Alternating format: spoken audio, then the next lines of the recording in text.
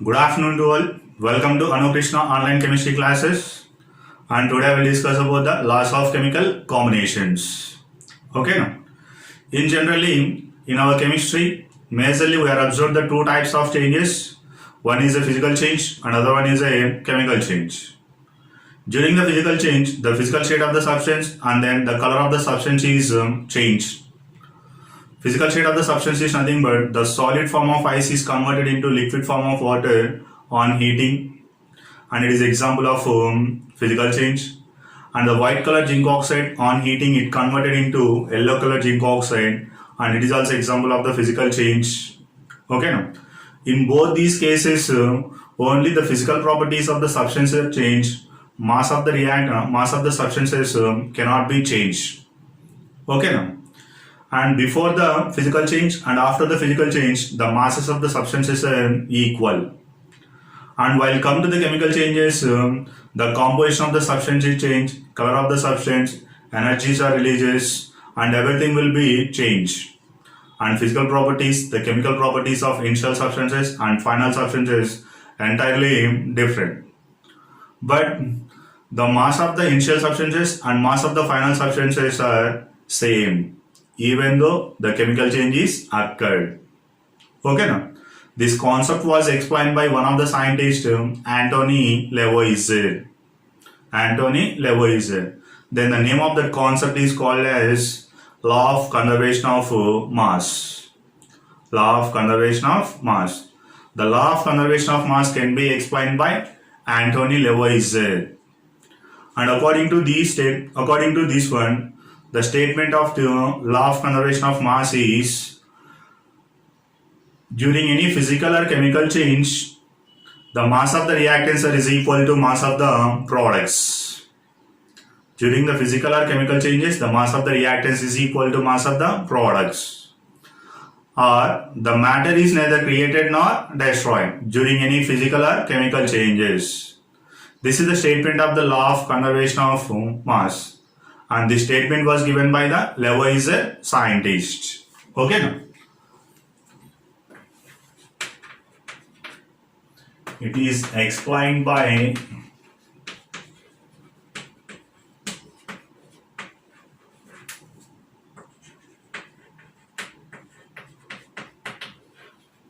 Lavoisier,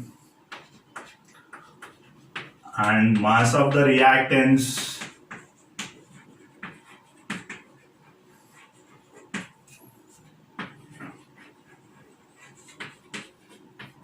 equal to mass of the products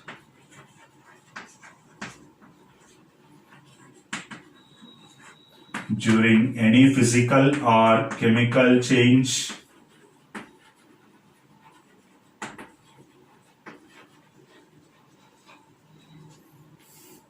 or matter is neither created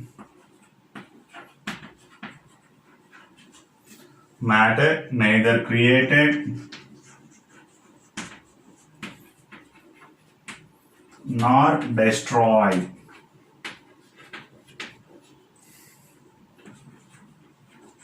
during course of reaction.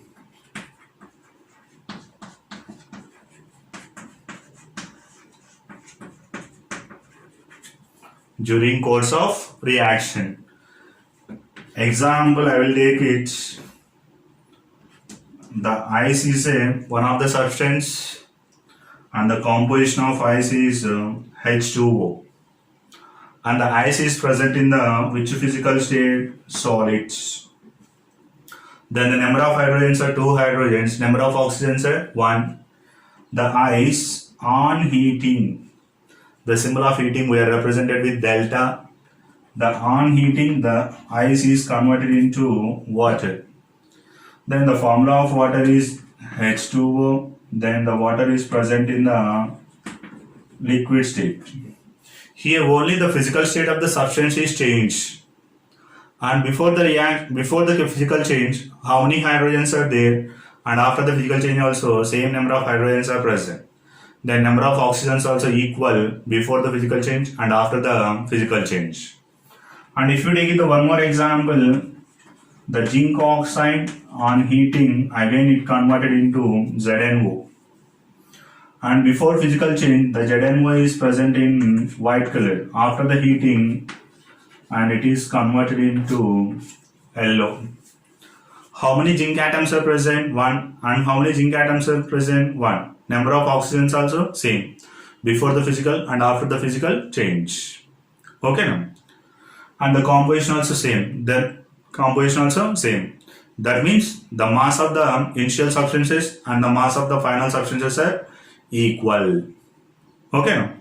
Next, I will take any chemical reaction.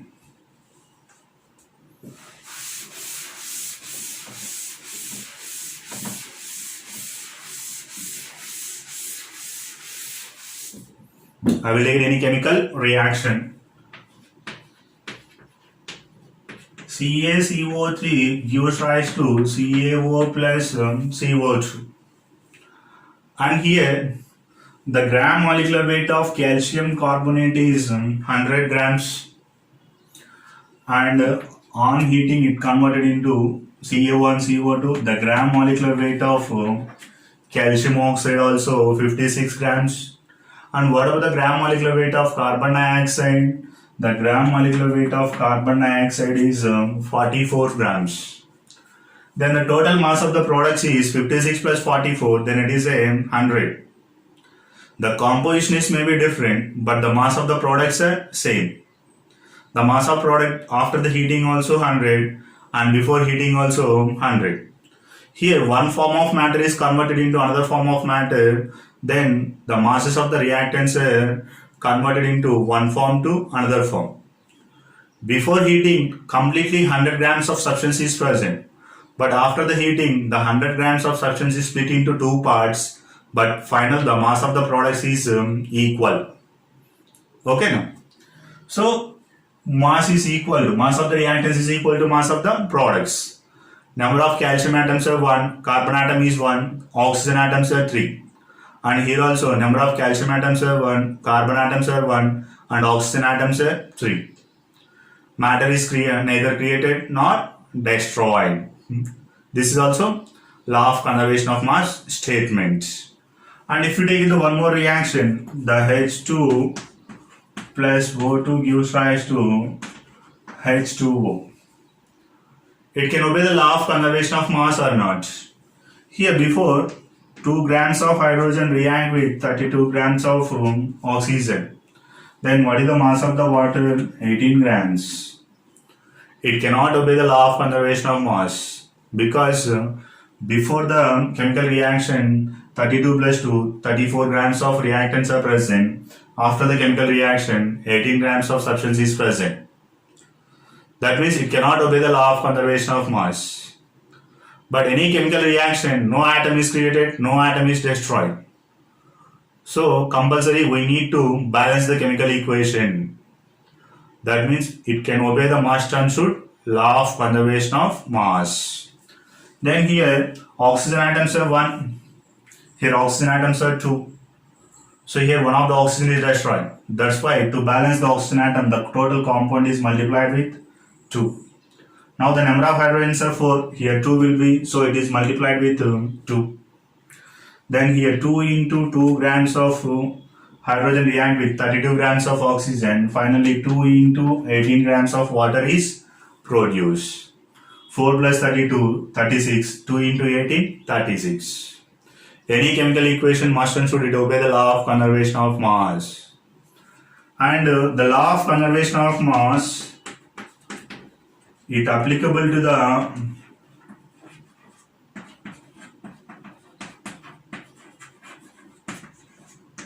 isolated system. Isolated system. Isolated system is nothing but the matter and energy both are not exchanges with system and surrounding. For example, the coffee is taken in the coffee flask, hot coffee flask. The perfectly insulated coffee flask is example of the isolated system. Okay now. For example, 1 liter of coffee is placed in the coffee flask and 2 hours or 3 hours left. Okay, now after the 3 hours also, when you observe the coffee is present in the hot in nature, and then how much quantity I am taken initially, the same quantity also available after 3 hours. Okay, now that means the matter is not exchanged with surrounding and energy also not exchanges with the surrounding. That type of system is called as a isolated system. And perfectly isolated hot box. Hot box also example of isolated system. Because the decomposition of CaCO3 gives rise to CaO and CO2. CaCO3 solid state, CO also solid state, but CO2 is gaseous state. Whenever any gaseous state substance is produced during the reaction, that CO2 is enter into the atmosphere. The gases are enter into the atmosphere. That means the masses of the gases are lost. Here mass of carbon dioxide, gram molecular weight of carbon dioxide, how much? 44. That means 44 grams of carbon dioxide we are lost. In that case, what happened? The mass of the reactants is not equal to mass of the products. That's why any chemical reaction, it takes place in the isolated system. Even though gases are produced, the gases are not escaped to the surrounding. Okay, now? Then the gases are present inside the vessel only. Again, the gases are react with CaO. It converted into CaCO3. Or the mass of the reactants is equal to mass of the products. Okay, now? The law of conservation of mass can be explained according to the Landolt experiment. Landolt experiment. The Landolt experiment is a H-shaped device.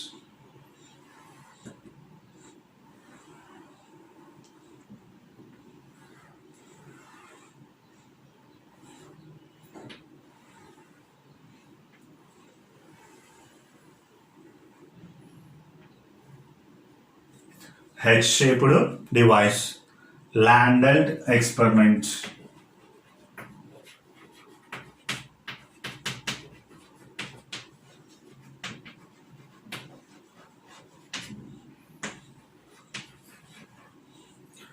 And one side of the H-shaped tube, I will take it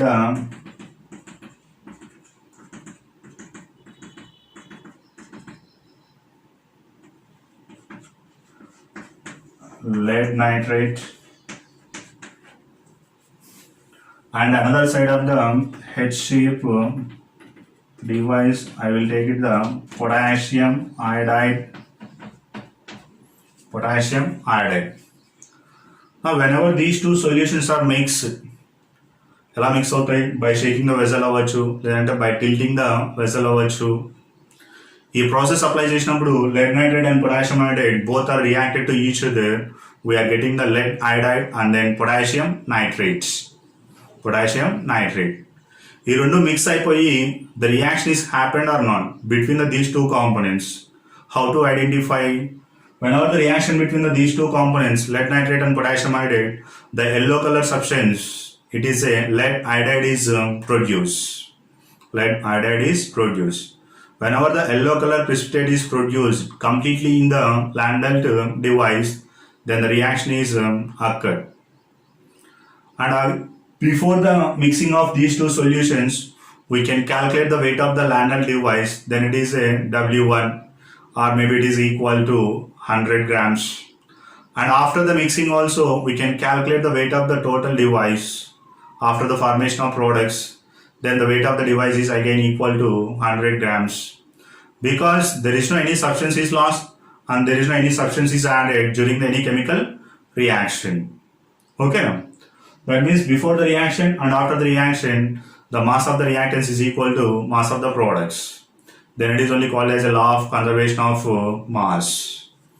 If you take the equation, the PbNO3 taken twice, 2Ki PbI2 plus 2KNO3, and here PbI2 is a yellow color. PbI2 is a yellow color. Okay, this is the verification of law of conservation of mass by using the Landolt experiment. Thank you students. Subscribe my channel and share the video.